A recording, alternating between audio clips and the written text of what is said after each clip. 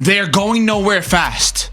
He was going to get $40 million regardless of where he went. He's so frustrated right now with the lack of offensive production.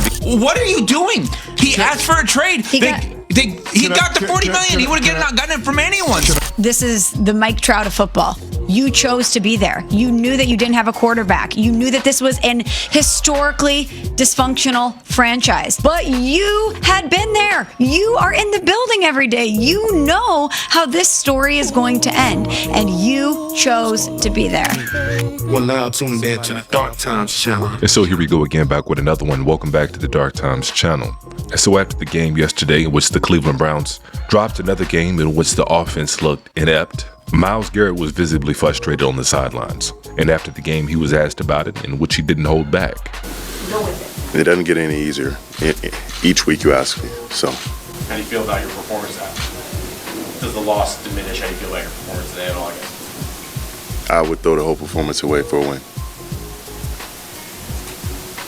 He asked them for a trade. They're going nowhere fast. He was going to get $40 million regardless of where he went. Yeah. I think about your team, the Green Bay Packers. Right. Micah took the $40+ million that he has earned, going to a team that he knew already had a quarterback. When you take the $40+ million, By the way, more than a quarterback, it's a playoff team he went to. Yes. A young ascending playoff team with a good coach. Myles Garrett should not turn down $40+ million. But when you take $40+ million for a team that doesn't have a quarterback, you're going nowhere fast. And so let me go ahead and pause it right there, because that's a very short-sighted and narrow-minded way to think. Because no football player, no professional athlete for that matter, thinks that way.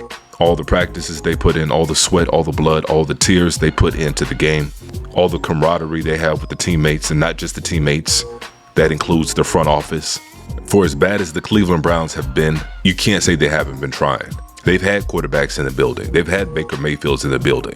The owner went out and gave Deshaun Watson guaranteed money, one of the biggest contracts in NFL history. And so it's not like Myles Garrett was in a situation where he had no faith in the organization to go out and do everything they could to make a winning football team. Can I ask you a question? You look at that Cleveland Browns roster. Outside of Myles Garrett, are there any forever players on that team? Why would you want to be a forever player? No, I'm just Graham, the defensive lineman? well, we don't know what he is or anything. He's a solid player The right answer now. is no. We don't know if he's a forever player. The answer is no. Look, there's only one guy that you can point to that you say, yeah, that guy is going to be in the Ring of Honor when his career is over. That number is going to be retired. Yeah. There's only one guy on the team. You got to remember that you want to win games. The goal is to be able to get to the point where you can compete for championships consistently. But the NFL is also an entertainment product. They don't have a face of the franchise quarterback. Their face of the franchise is Myles Garrett. So if you move on from him, if you're Jimmy Haslam, what are you selling? What are you selling now? What? At least you can sell number 95. Hey, he went out there and set a franchise sack record for a single game. He was unreal. He was unbelievable. Mike Vrabel was gushing about the guy post-game, saying he's glad he only has to play him once and not twice. Myles Garrett is unbelievable. You got something that everybody in the NFL wants, which is maybe the best defensive player in the league. And he's been that for the better part of the last decade. That's why they don't want to move on from him. So I would agree with you that it was in the best interest of the football team in moving the program forward to trade Myles Garrett this offseason. But where I will push back is I don't think it was in the best interest of the overall entertainment product. I don't know how Browns fans could watch that and be entertained. And so I got a big problem with what he's trying to lay out right here, because this goes against everything that we've been hearing when it comes from fans and other people across the media. When we're talking about professional athletes not caring, just taking the money. Rod, you just tell me, what can I do for you? Are you ready, Jerry?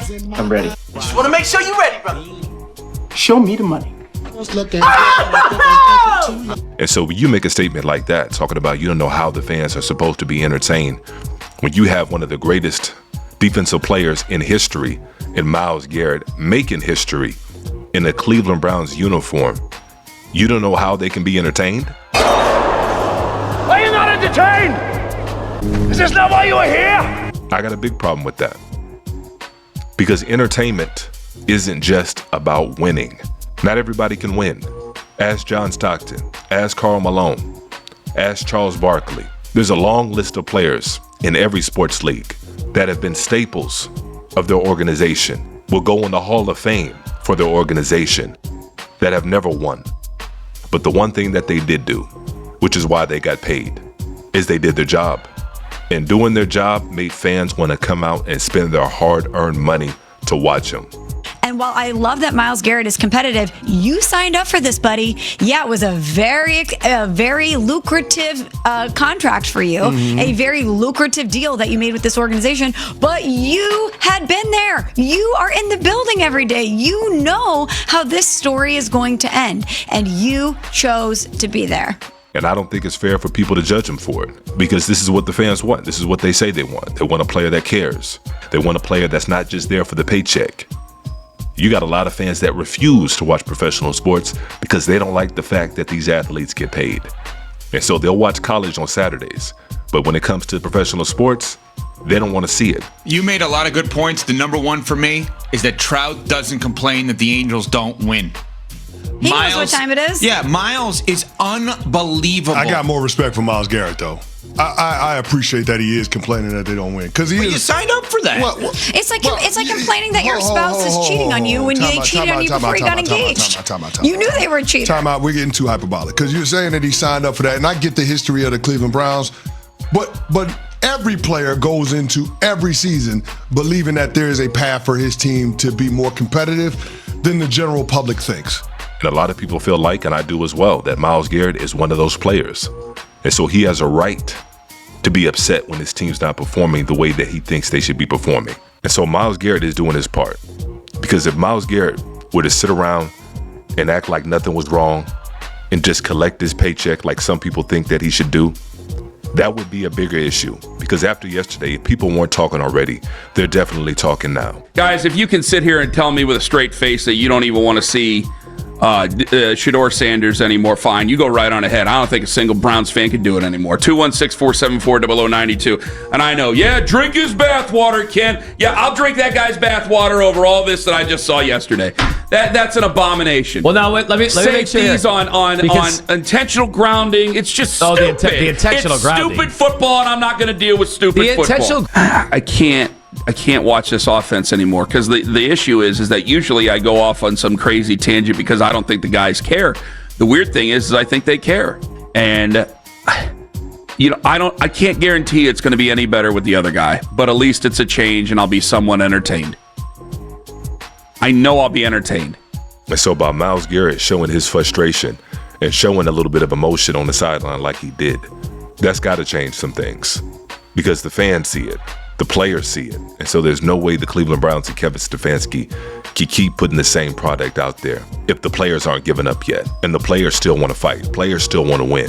Something's got to give. But those are my thoughts on it anyways. Make sure you guys go ahead and chime in below as we usually do. And if you haven't done so already, make sure you guys go ahead and hit that like button for me one time. Definitely appreciate that. And as usual, peace and chaos.